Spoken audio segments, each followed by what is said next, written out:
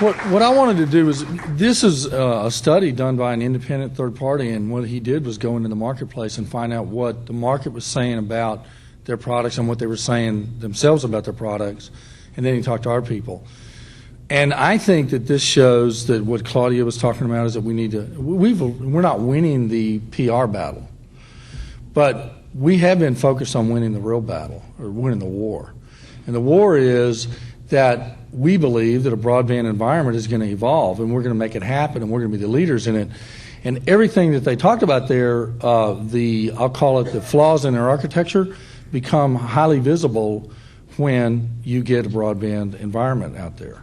And so what we're doing is, you can call it platinum plating, but what we're really doing is we're assuming a much larger volume of usage per user, per stream, and number of stream users, and because of that, the simultaneous user issue comes up, and if you don't have a robust environment in place, the whole thing falls over. So what we're doing is designing for an environment that doesn't exist yet. We're creating a market around broadband, and that none of these other people have designed for nor are able to live up to. So when we get lots of events that are, and events is the wrong word too, because it's really lots of streams that are content originators who have differentiated their product because they have 300 or 400 kilobit streams that look like TV rather than that little crummy stuff. So when that environment, as we get that out there, they will be incapable of delivering the same kind of environment that we live with, that we've created, because we have set it up to handle thousands of simultaneous streams at those bit rates, and they are not able to. So to give you an example, 28.8, you could have 5,000 simultaneous users on a server at 28.8, but you can only have 500 at 300 kilobits roughly. So the number of simultaneous users is dramatically lower when you have higher bit rate streams. And as he points out, those events haven't occurred, or the market hasn't put those demands on those networks, so our differentiation hasn't shown up yet. That's our job, is to go out there and make that differentiation show up. But the other thing you need to understand is that when he talks about a sandpiper backbone being big, it's physically large geographically, but it again can't scale. They don't have bandwidth intermediation and bandwidth pooling points to allow us to have a low cost of scaling up. So we've got a whole bunch of things that we've designed for conditions that we're going to go create in the marketplace that really do differentiate us.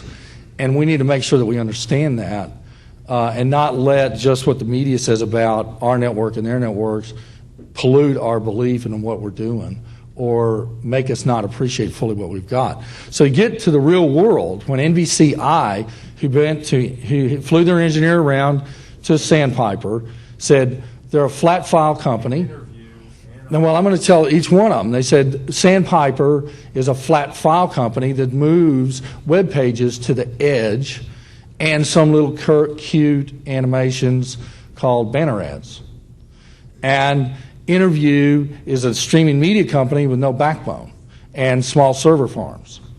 And Akamai is a flat file company, because that's what they're focused on, is flat files, making the internet experience, which is web pages, feel better. A flat file is a web page or something like that. So Interview's business focus is on streams, but they don't have a backbone. Digital Island's business focus is on web page caching, which is not streaming media, and they're sticking some servers in there that are streaming media.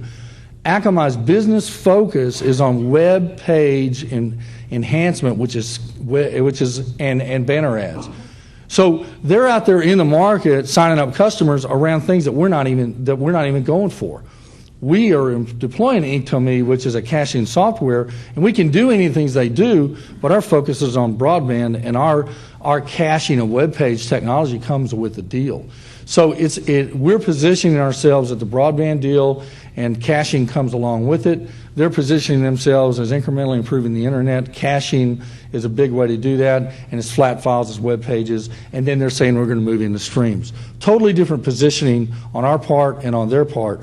People get confused because the word caching's used. They get confused because there's some streaming stuff in the middle of it, and they get confused because they have a big footprint, which is called a network, when in reality their footprint is nothing like what we're building. So I just want to make sure y'all understand the differences. And when an NBC went around, they said there is no comparison across the board, and there is no long-term sustainable way that they could put their broadband differentiated content on those other networks. And that comes from a customer that's focused on doing what we're doing. So I just want to make sure y'all understand that.